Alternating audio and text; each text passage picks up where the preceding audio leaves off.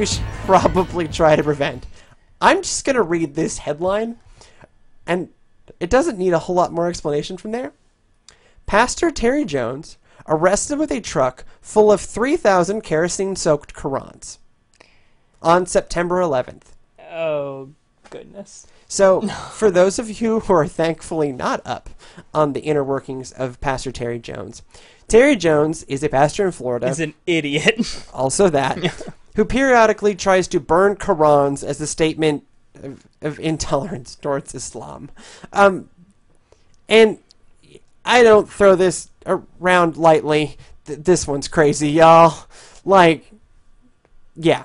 So what he wanted to do is he wanted to burn 3,000 kerosene-soaked Qurans on September 11th in a public park as a protest that somehow Islam and the holy book of Islam is responsible for a terrorist attack that killed thousands. Now, let's be clear. I understand facts, right? And that there are some Muslims who are terrorists, just as there are some Christian who are Klansmen, and some people who are jerks. Yes. Okay? So yes, there are some Muslims that commit violent events. There are many Christians that commit violent events. Exactly. Like Terry Jones. Okay? So, yes, I understand that. But Islam as a religion and the holy book of Islam did not commit an act of terror. No. Rogue people abusing the name of Islam committed an act of terror. Many acts of terror. Yes. That killed many thousands of Americans. And look, that was a tremendous tragedy, and we'll all remember where we were on that day. And I was on my way from study hall into Spanish class, into Spanish 2, my freshman year of high school. And I had heard some rumblings at school that something was going on, but only the first tower had been hit. And then as I was walking to second period, the plane hit the second tower. And my friend Jesse ran up to me and said, "Trey, you need to come here and you should probably see this." And then we watched the news the rest of the day. Mm-hmm. And I was really mad that my director didn't cancel rehearsal, because how were we supposed to act out 12 Angry Men with all of this going on? Mm-hmm. And, I'll never... It's been 12 years, and I still remember the pain I felt that day. My aunt worked at that time in Washington, D.C., and we couldn't get a hold of her, and we didn't know where she was. My dad was at a NASA facility. He was at Cape Canaveral. Mm-hmm. I still have his ID from that day, Cape Canaveral, to September 11, 2001. And, we were able to get a hold of me, talked about the helicopter gunships that were circling Cape Canaveral. Right. So, look, I don't want to dismiss the tragedy of that event, but it was not Islam that did that. It was really terrible people who claim the religion of Islam. Exactly. And that's an entirely different thing. And so, I am not a Muslim, I am a Christian, but I have, great love for our Muslim brothers and sisters. And anytime someone's holy book is going to be burned is a travesty, undeserving of the role of pastor. Yes.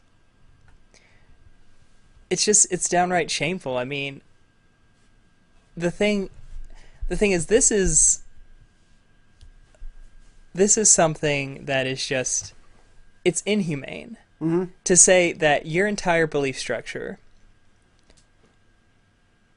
is wrong, and not because of any rational thought, not because of any, legitimate debate, and I'm going to do something super disrespectful to call yourself not only a follower of Christ, and to say that, but to call yourself a pastor of Christ, someone who is called to lead people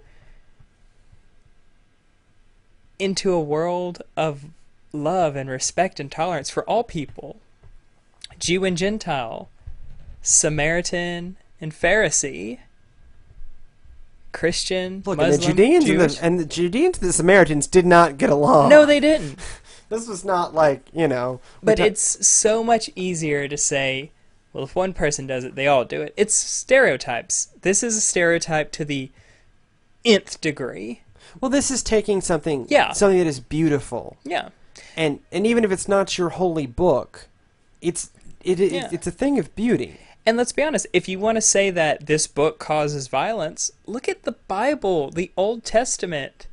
Look at how the Bible has been used throughout history, right? And let's trace terror all the way back. Right. What are some of the first incursions between Christians and Muslims, right? It's the Crusades. We had to take back the Holy Land. What holy book was being used for those acts of violence, ladies and gentlemen?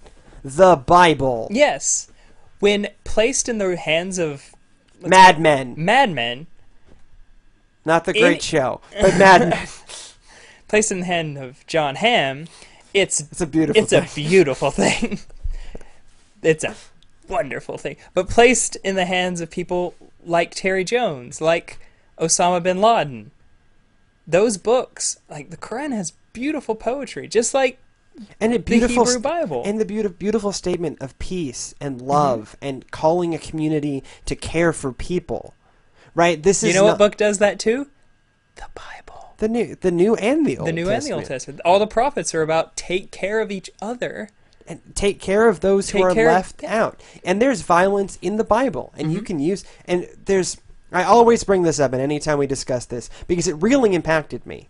West Wing, the show on NBC from back in the day, wing did a special episode, their first episode back after 9/11. If you guys remember, television basically shut down after 9/11. It was all news for a long time, and like shows didn't start their seasons, and sports took time. Like everything shut down for a while, and then slowly things came back online. I think the first show that was shown after 9/11 was WWF SmackDown. Yeah, because that's therapeutic, man. You need to see. Yeah, just random X amounts. But the West Wing aired this special that they clearly had cut together in the wake of the attack.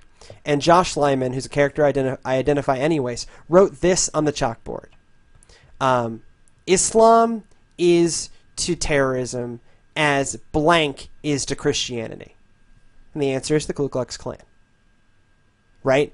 The Ku Klux Klan is a terrorist organization that uses the Bible to justify acts totally outside of how the Bible calls us to be. Yes. This is the same way that Al-Qaeda operates. Right. They take vaguely Muslim principles and then act in such a way outside of the call of the Quran. Yes. Which they believe to be the literal word of God. Yes. Transcribed directly. Okay?